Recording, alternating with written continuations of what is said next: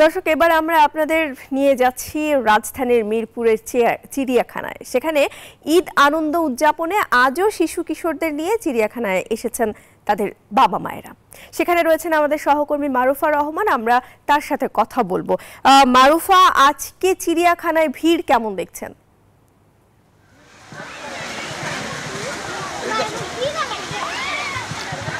যথারীতি ঈদের ছুটি যেহেতু এখনো আছে, চিড়িয়াখানায় অনেক ভিড় দর্শনার্থীদের। সপরিবারে আমরা সকাল চিড়িয়াখানার গেট যখন খুলেছে তখন থেকেই দেখছি উপচে পড়া ভিড় মানুষের, এবং সপরিবারে বিশেষ করে ঢাকায় যারা রয়ে গেছে বা ফিরে এসেছে তারা আসলে এখানে বাচ্চাদেরকে নিয়ে, বিশেষ করে পরিবারের ছোট সদস্যদেরকে নিয়ে চিড়িয়াখানায় এসেছে। আর চিড়িয়াখানা যেহেতু ব্যয়বহুল কোনো বিনোদন কেন্দ্র নয়, সেজন্যই নিম্ন আয়ের মানুষের এখানে সবচেয়ে বেশি আনাগোনা।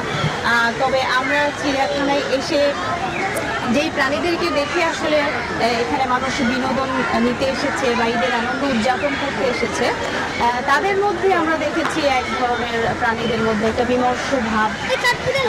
তাদের মধ্যে আসলে ওইভাবে করে কিন্তু আমরা আনন্দ দেখছি না। আমরা বাঘের খাঁচায় দেখেছি পলাশ নামের যে বাঘটি, তার মধ্যে কোনো উচ্ছ্বাস নেই। আমরা বেলিকে দেখেছি 2017 সালের জন্ম, সেই বেলির মধ্যেও কোনো উচ্ছ্বাস নেই। পাখির খাঁচায়ও দেখেছি ওরাও নেই। পাখিদের ভালুককেও দেখেছি থাকছে, বাদরদেরও মন খারাপ। আসলে সবাই মুক্তি চায়, মুক্তির আনন্দ নিতে চায়। যেমন মানুষদের আনন্দ উদযাপন করতে এসেছে মুক্ত জায়গায়, তেমনি প্রাণীদেরও এরকম একটা আকুতি আমরা দেখতে পেয়েছি।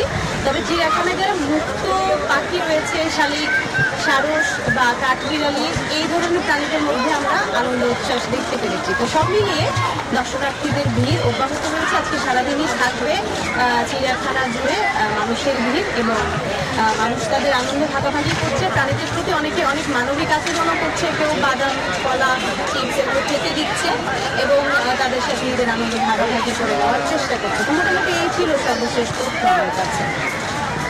মারুফা, ধন্যবাদ আপনাকে।